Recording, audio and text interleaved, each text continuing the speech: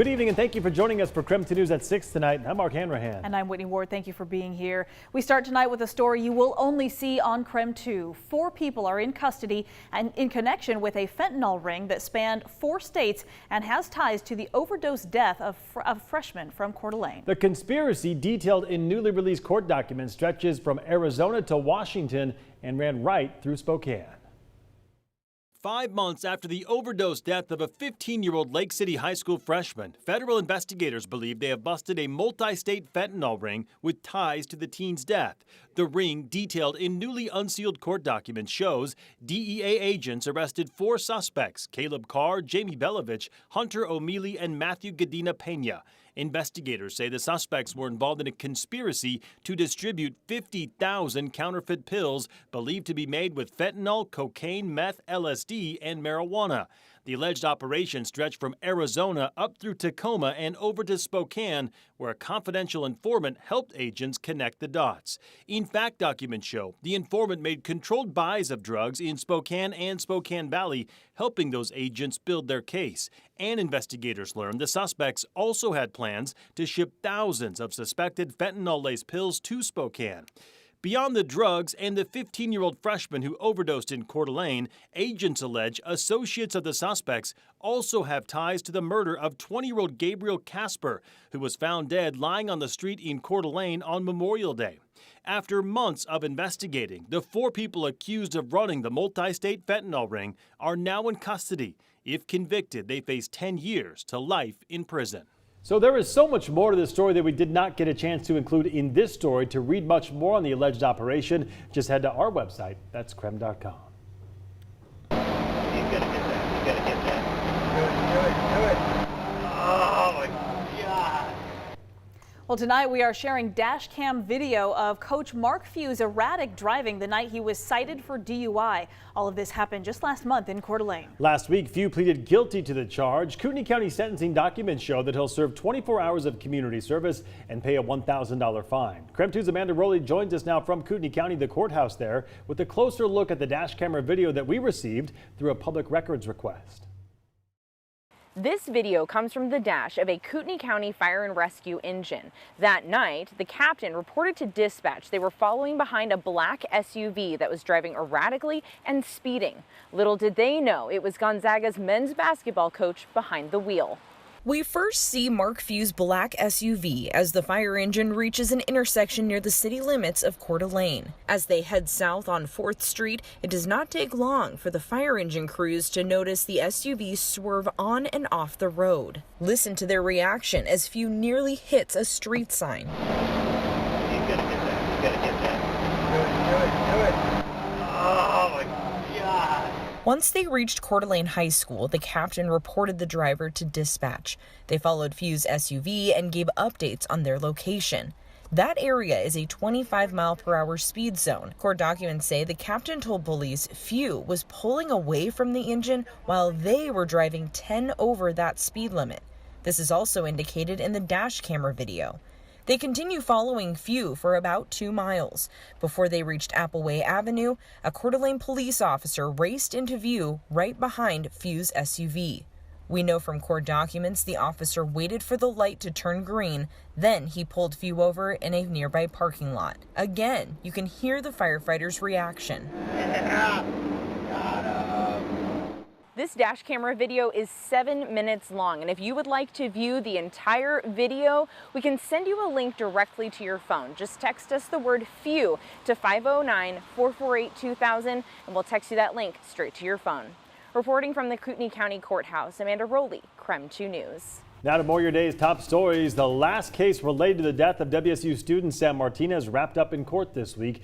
In all, 15 people were charged in connection with the death of the 19-year-old Martinez. He died in a 2019 Alpha Tau Omega Pledge event. His cause of death was ruled as an acute alcohol intoxication. The longest sentence came down this week. Wesley Oswald pleaded guilty to furnishing alcohol. He'll spend 19 days in jail, pay a fine, and take a drugs and alcohol class, as well as serve a 2-year probation. 7 other fraternity members face similar sentences, but the jail sentence was only 1 day in their cases. 7 others have their cases continued until April of next year, and if they meet certain requirements, their cases will also be dismissed.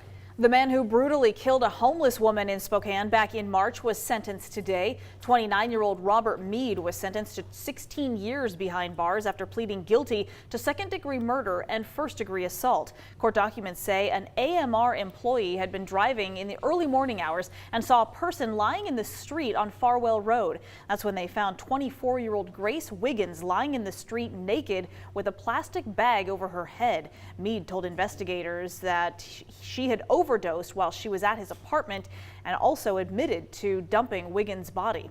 One of her friends gave us a statement last night saying, quote, "What Robert Mead did to this world by taking her could never be justified.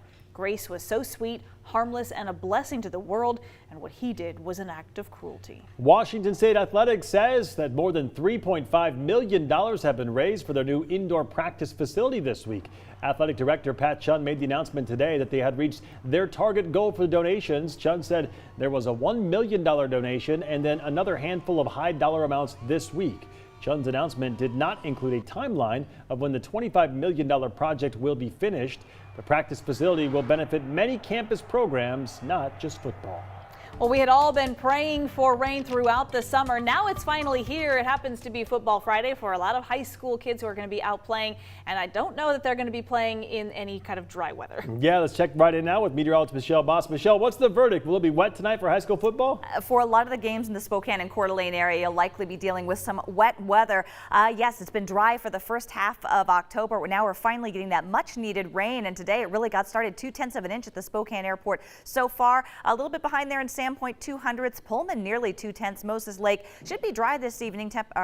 Rainfall amounts about 0.12 of an inch. Coeur d'Alene still seeing additional rain, 0.07 of an inch there. And you can see on satellite and radar dry weather for much of central Washington, but lingering showers across far eastern Washington and really starting to see the rain pick up across North Idaho. Right now the rain stretches from right around the downtown Spokane area all the way eastward through Coeur d'Alene and into the Silver Valley. Currently temperatures are in the upper 40s and low 50s. They really haven't moved much for much of the afternoon. We're expecting pretty mild temperatures during the overnight hours as that rain comes to an end later this evening. Overnight lows should remain in the lower 40s, and I think the first half of Saturday should be dry. So if you're out Saturday morning, should manage to stay dry. A few showers possible for the afternoon. Mid 50s for highs, and then more rain and wind on the way for Sunday. Highs again in the mid 50s. All right, Michelle, thank you very much. Brenna Green joining us now for sports. We're talking high school football games tonight. Yeah, a big night for our local teams as the playoff picture is starting to round into shape. The most important games tonight are across the state line in Idaho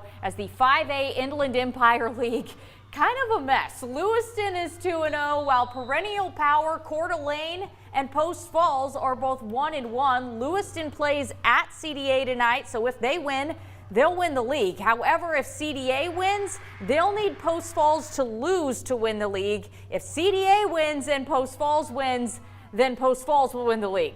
Got it? Yeah. All right. Another big matchup in the 4A IEL ranked. Sandpoint and Lakeland both coming tonight 1-0 in league play. Whoever wins that game is going to win that league. Finally, at the GSL level, should be a decent game tonight between Central Valley and Meade, as they've both proven to be competitive this year. At the small school level, Chewelah and Davenport is a big battle in the 2B Bi-County League. We will have 15 games for you tonight at 11 o'clock. Covered a lot of ground. Yeah, just My a little. goodness. Yeah, it's, All right. I say that, and when you say it out loud, it's like, I'm responsible for doing all of that. Well, now you just said that on TV. It has to happen, right? She's got to get going here soon. No That's, kidding. that's the reality. Yes, that is. Brenna, Yes. thank you. And still to come here, a lot of big news out of the CDC today when it comes to COVID vaccines, what you need to know about booster shots and also mixing and matching vaccines. Plus, later on, it is huge news since last night Alec Baldwin fatally shot a cinematographer on the set of his new movie. We're talking to a local gun expert on how deadly those prop guns can be.